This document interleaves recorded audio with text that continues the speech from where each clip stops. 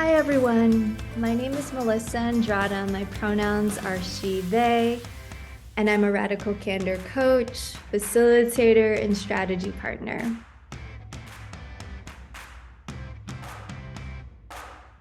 I want to share a bit on my approach.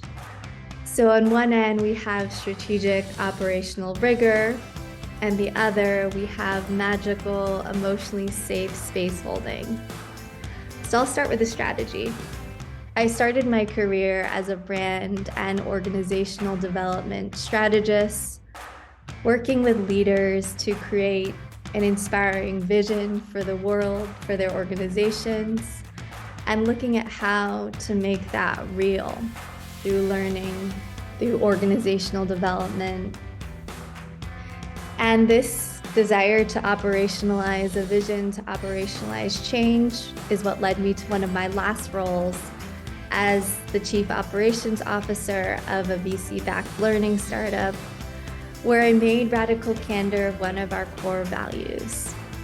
It wasn't enough for me to just do a training. I wanted to look at how did this apply to our performance reviews, to our one-to-ones, our everyday conversations, and to not just have a training that makes everyone feel good, but to actually look at how this is really impacting our bottom line, our revenue, our retention, and the ability for people to have honest conversations with each other.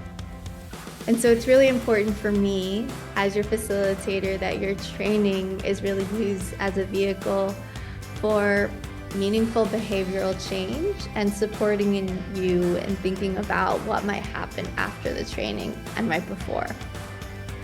So on one end, we have strategic operational rigor. On the other, we have magical emotional space holding. What does that mean?